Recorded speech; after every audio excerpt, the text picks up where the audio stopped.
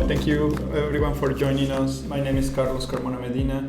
We are recording here at the Pet World Library at the end of February 2025. We are having today three very wonderful artists, and so I want to ask them just to introduce themselves and see a couple of lines of what they do. Guayi Fernandez, I am Venezuelan American artist, photographer and mixed media. Soy Lulo, pintor, muralista, dibujante. Vivo en DC hace 3 años y medio y bueno, me dedico al mural específicamente. Hi, my name is Aynex Mercado and I'm a quilter. I live in Frederick, Maryland, and I'm glad to be here. There is a big contrast with quilting being associated as a more home-based reclusive activity, but you have, it's all about representing the city and the outdoors, and I wonder how do you marry these two apparent opposites? It's funny because when I say I'm a quilter to an American person, they always say to me, my grandmother used to make quilts. So they have a picture of what a quilt is. And I always have to say, but my quilts are different. I always have to say, think of like a painting in fabric instead of what you think a quilt is. So my quilts are different than the regular quilt, but I want everybody to know that I am not the only person doing this. It's a big community of art quilting out there that people don't know about. So I'm happy that it's getting more well known, but there's like a secret world in the quilting world that people don't know about. I'm really happy that you brought that because I have a quote from one of your blog posts which I love, and I'm just going to read it out loud because I think I would want to know more about it. And you say, as a quilter, I always hear stories of quilters that remember being under the quilt frame while their moms or grandmothers quilted. What I remember is being between buckets of flowers, watching my mom with her trusty knife blade cutting flowers on the diagonal, always on the diagonal, and sticking them in the wet green foam blocks. I will gather the scraps that fell on the ground and make my own baby arrangements. And this is like something very interesting for me because, you coming from the island, from Puerto Rico, like quilting is very much a North American activity or like art form. There's no quilting in Puerto Rico.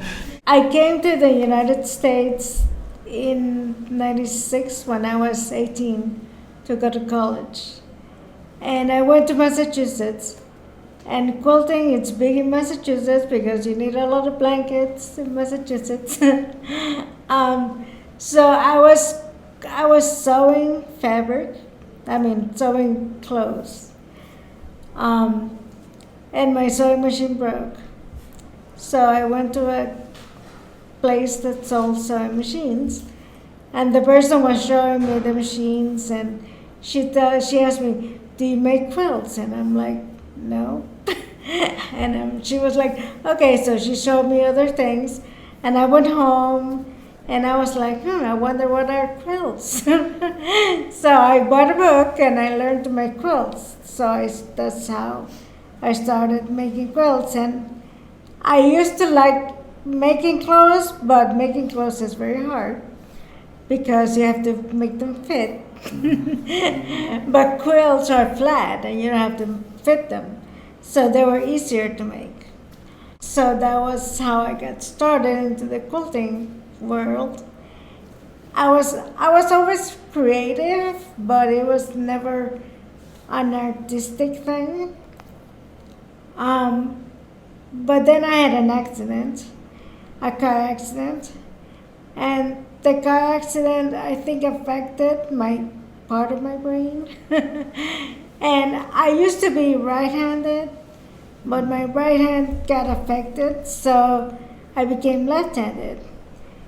And they say that when you use one side of your body, then the other side of your brain gets activated.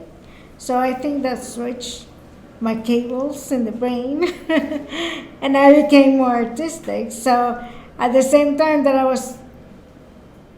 started to learn to make quilts, I was also becoming more artistic. And I'm gonna bridge that, but in the other opposite way to address Lulo, because it's clear that you have a heavy academic background in your paintings. Like you do have the technique, right? And that's just often associated with high culture, if you want. But instead, you insist on bringing it to the streets. Can you explain a little bit what's your process there? Sí, particularmente siempre estudié pintura y dibujo y al principio era, digamos, en la calle o en los murales, es más un estilo más suelto, proviene del hip hop, del graffiti, y pintar con lo que sería una técnica, digamos, de pintura académicas en la calle es lo que a mí siempre me generó, lo que me gustó a mí, y creo que es una distinción mía, digamos, en este tema. No soy el único, o sea, hay varios artistas que han trabajado la pintura y han encontrado en muralismo su forma de expresión. Es sobre todo por una cuestión de contacto con el público, que es lo que más me satisface de hacerlo, la respuesta automática y el alcance que puede tener. Well, talking about the street, I wanted to address Lulo's mention in another post that he says La calle es la misma calle, thinking that maybe it will be the same in Montevideo than in Washington DC at the end of the day. But I want also to think Guayi's brain, because from your perspective of street photographer, you often are also using that space as your canvas, no? Can you talk a little bit about the state of the street photography nowadays, and specifically in the DC area? Street photography, for me, it's like I am a spy in the city. I am, sometimes see little moments of everybody don't pay attention, and that is the reality. Like we pass through the world to see nothing because we are, on the phones or in another world. But in front of you pass a lot of things. You pay attention to moments, to what happened in the city from social perspective, political perspective, or human side. I don't like poses, I don't like, and I work in advertising. And that is the opposite of the street photography, because in advertising you need to have like this perfect stage with a perfect light, with everything looks marvelous. You have that beauty in the real world, like how the lights enter, how the people live. That is the point, no? Paying attention to details around your life. And this is interesting as well because you also have a collection of very colorful illustrations that one would argue are a little bit different thematically from the street photography as well, no? I'm also curious to learn about your experience taking photos when you are itself, a very visible point of view in the city. I love photography because my father loved photography, and actually for many, many years I used the same camera he used like 40, 50 years ago. For a long time I didn't want to use the regular digital cameras, I use my roll and everything. But I studied graphic design, photography, and with that I have a different career for one point. But I am totally an artist person, and in one point in my life I decide I want to do everything. Like why I can be one thing or another.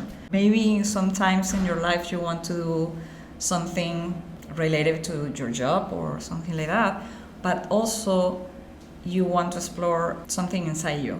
Like I start my illustration, I always do illustrations, but when the pandemic came, I need to say something for the people. And I start doing, and I send to my friends and everybody, but why you don't do this for everybody? I say, seriously? And I start, putting in my Instagram, doing a different account, and then people say like, wow, I like this, and I was like, well, for me it was a therapy.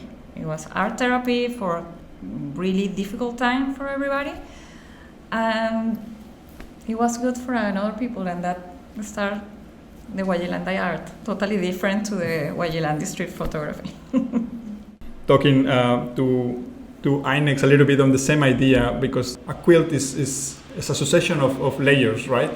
The artist's personality is also the result of many influences and circumstances, and I wanted to hear a little bit which ones are some of yours. I've never thought about it in a quilt way, but yeah, the quilt has 3 layers, and I do feel like I do have layers culturally because I have the Puerto Rican culture and American culture, and they are different, but they're the same at the same time. And I think it's interesting because I can act like a Puerto Rican, but I can also act like an American. So I can play in both sides. Like, it's funny when I go to a Hispanic neighborhood, like I feel like I can be Hispanic, but if I'm hanging out with Americans, I can be American. It's fun to be bilingual. It's like a superpower. You can speak Spanish and then speak English and like translate for American friends, you know. So it's fun having all those different layers. And on that regard, there is a caption on one of the self-portraits that Lulo has on his Instagram, and I'm gonna quote. It says, "I work here in the streets without a boss, schedules or permission, for motivations, rewards, satisfactions, and freedom that a green piece of paper could never provide." And this is like a really wonderful statement of who you are. In the picture, you are like pointing right down. You are wearing a black t-shirt with the South American peninsula in a different way that is usually depicted. Tell us a little bit more about the concept of the artist in the street or the artist in the canvas. En lo personal me lo tomo como una responsabilidad porque uno al pintar en la calle como que está imponiendo una imagen a todos, no es como en un museo o en una exposición donde la gente va sabiendo lo que va y queriendo ver eso. En este caso uno impone una imagen y por eso respeto mucho, intento que tenga mucho significado personal, que lo quiera hacer, pero también dejar un mensaje y que sea algo real, digamos, que no sea solo promoverme a mí o mi arte, sino como intentar conectar con el barrio, la ciudad y el espacio en donde pinto, digamos. Y en lo personal tengo muchas inquietudes políticas que también las expreso, digamos, por ahí. How do you think the walls here compare to other cities? Sí, DC es muy especial con el tema arte público. Es la capital de Estados Unidos y tiene mucho poder simbólico. Lo vemos en las grandes esculturas de todos los monumentos que hay. Y en el caso de las paredes, también tiene una impronta bien marcada.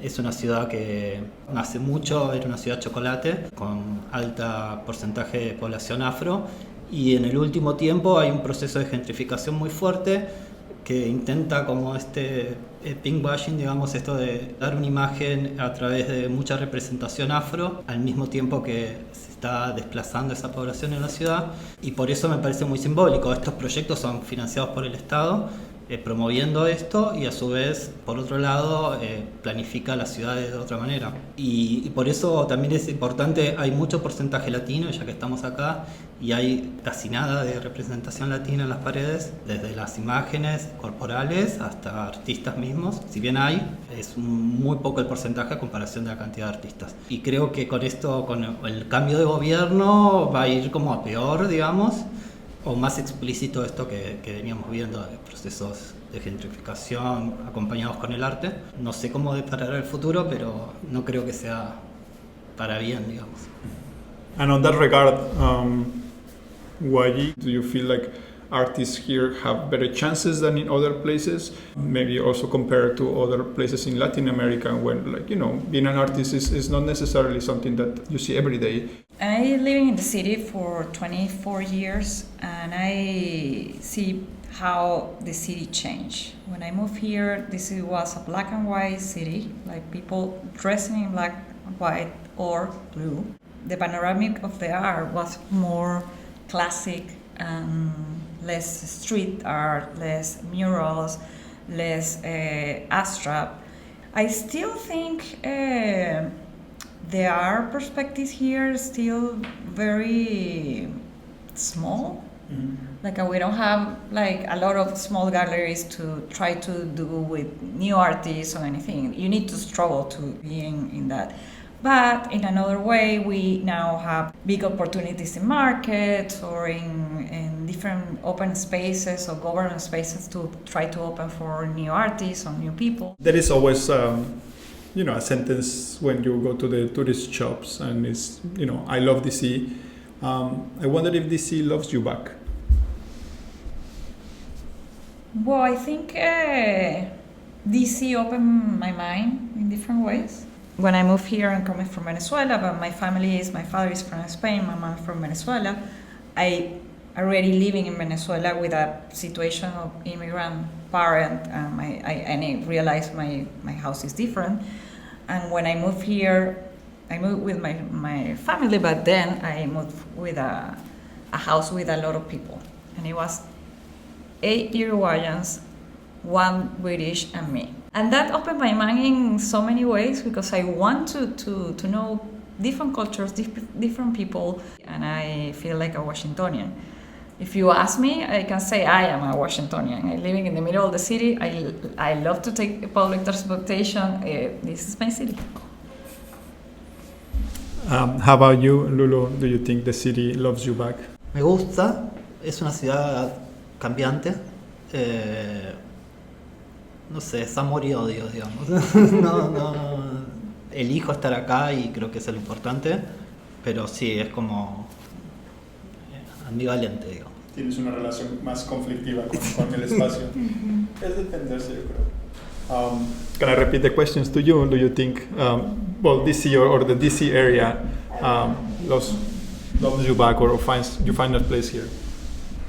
I live in Frederick, so I'm a little bit further away from the city, and I'm appreciative of the opportunities that I have just because I'm here. So I think it's a good thing to be here. I like to be here. And do I think that the city loves me back? I don't know. The city is very business-like. I think they're more appreciative of your regular job. Like if you say you're a web designer that works for the government, they're like, that's more impressive to them than to say you're an artist. So I think the city is more business oriented than art oriented, but there's a lot of opportunities for the arts too.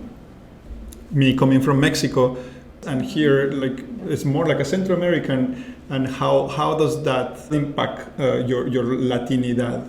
Like it got to the point, for example, that I was hesitant to try pupusas, and now it's like much more part of my life, which even if it's not necessarily part of my culture, whenever I feel like speaking Spanish or being more at home, that's my home now. What's your experience there?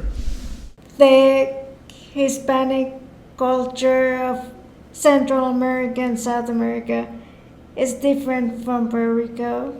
In a way, it feels like it's a different culture, but then there's some similarities. How about you, Lulo? ¿Has notado eso, que la comunidad centroamericana es más grande aquí y entonces los lugares donde tal vez puedas encontrar un poco más de familiaridad terminan siendo también ajenos?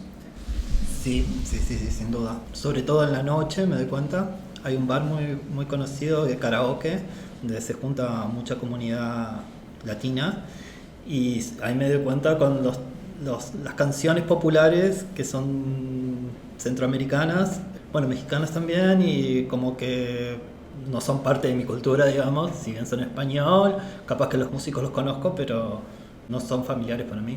Y es también aprender de todas estas culturas que hay en toda Latinoamérica, ¿no?